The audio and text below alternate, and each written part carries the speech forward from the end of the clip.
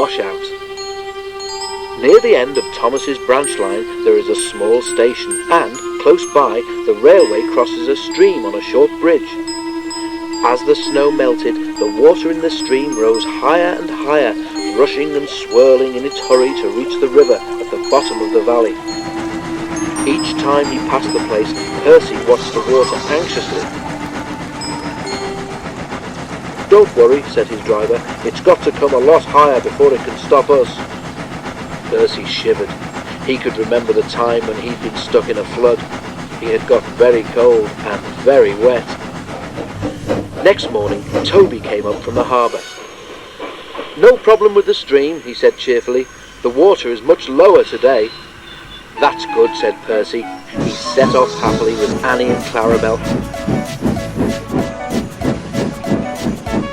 When they stopped at the small station, Percy looked carefully at the stream. His driver went to look too. Toby was right. The water level was much lower. "All's well, Percy," said his driver. "Come on, we've got a timetable to keep."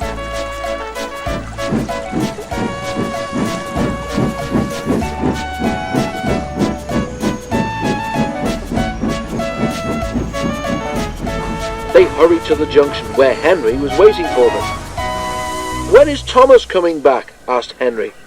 "If he does," he added, "I shouldn't be surprised if he decides to stay as a museum piece. He's old enough." He puffed away, chortling at his own wit.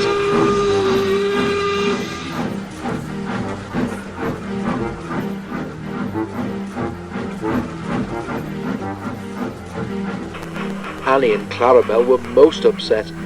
Percy had to spend so much time comforting them that he was late leaving with his next train.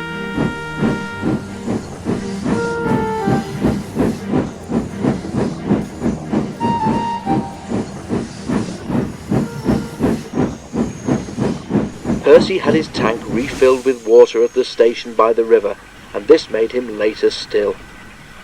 "Never mind," said his driver. "We don't need to stop at the station near the stream this trip, so there's nothing more to delay us." They reached the stream quickly, but as Percy ran onto the bridge, he felt it sink slightly under his wheels. There was an ominous creak. The bridge swayed. "Don't stop, Percy!" shouted his driver in alarm. "Keep moving!" Percy didn't mean to stop. That was lucky. Clarabel was the rear coach. As she crossed the bridge, it wobbled again. When her back wheels left it, there was a sudden loud crash.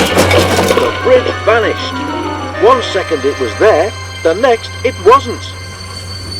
It was safe to stop now. Percy's driver put on the brakes and the fireman ran back to look. All he could see of the bridge was lying in the middle of the brown, rushing stream. Annie, Clarabel and Percy were badly shaken. The guard telephoned a warning, and then they all went quickly home. The Fat Controller closed the line while the bridge was mended. At first, Toby and Percy enjoyed their rest, but they soon grew bored. When the bridge was repaired, Daisy had recovered from her snowy ordeal too, and things returned to normal. But for some time afterwards, Percy was extra careful whenever he crossed the stream in which he had almost had a bath.